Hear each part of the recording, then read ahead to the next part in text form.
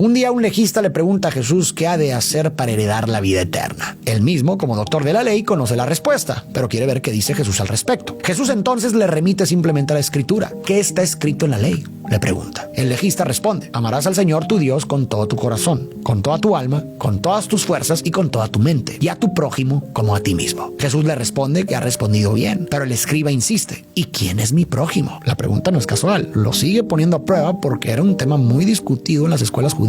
En ese contexto, prójimo casi siempre significaba el connacional, alguien del pueblo de Israel, parte de una comunidad con deberes mutuos. Los extranjeros quedaban en la orilla. En teoría la Escritura pedía amarlos, pero en la práctica solo se consideraba prójimo al extranjero ya asentado en la tierra de Israel. Tampoco se veía como prójimos a herejes, delatores, apóstatas, ni a los samaritanos, que eran considerados enemigos religiosos y sociales. Recuerda bien esto último. Veamos qué le responde Jesús. Jesús le relata una parábola. Un hombre baja por el camino y cae en manos de bandidos. Lo golpean, lo despojan y lo dejan medio muerto. Pasa un sacerdote, lo ve y se aparta. Pasa un levita y hace lo mismo. Pero pasa un samaritano, lo ve y se compadece. Se acerca, venda sus heridas, les pone aceite y vino, lo monta en su cabalgadura, lo lleva a una posada y cuida de él. Al día siguiente deja dinero al posadero y le dice: cuídalo, si gastas más, te lo pago al volver. Jesús pregunta: ¿quién de los tres fue prójimo del herido? El escriba responde: el que tuvo misericordia, o sea, el samaritano. Jesús le dice: ve y haz lo mismo. Benedicto nota cómo Jesús cambió la pregunta. La duda original era: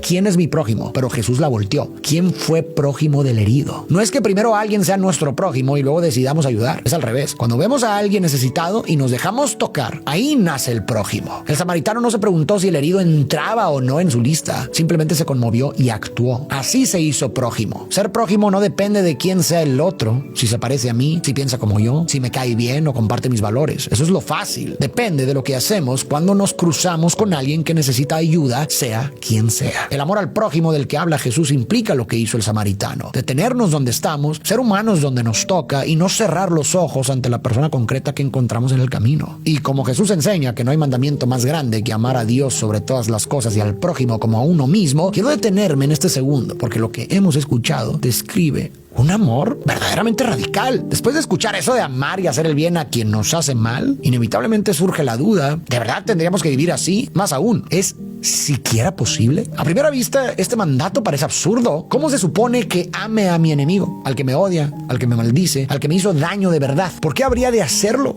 si ni siquiera tengo garantía de que esa persona me vaya a amar de vuelta? Puede que ni me conozca, que le sea indiferente lo que me pase, o que cuando le convenga vuelva a lastimarme. Entonces, ¿qué sentido tiene amar a alguien así? Creo que pocas cosas chocan tanto con nuestra naturaleza como este mandato. Imagina algo extremo: alguien lastima a uno de tus hijos. ¿Nadie esperaría que amaras a esa persona? Lo normal sería odiarla, desearle el mal, incluso buscar venganza. Y la mayoría lo entendería. Entonces, ¿por qué Jesús pone justo esta instrucción como una de las más importantes si parece tan irracional? Precisamente por eso. Es tan importante porque es lo más difícil. Y mientras más difícil es algo para el ser humano, más necesario es recordarlo. Jesús lo dijo: si solo amas a quien te ama y haces el bien a quien te hace el bien, eso es fácil. Es como en la escuela. Cuando los niños rompen una regla una y otra vez, los maestros insisten más porque sin esa regla todo se descompone. Por eso esta llamada radical al amor es fundamental. Nada contrarresta tanto nuestra programación básica como este mandato. Sin él, el mundo sería aún más salvaje. Y amar así implica un salto de fe, de soltar impulsos que nos llevan a lo contrario y distinguirnos de las bestias. Sostener esta instrucción es sostener lo que nos hace humanos. En el fondo, nos necesitamos unos a otros. Vivimos por vínculos y nos salvamos por vínculos. Soy humano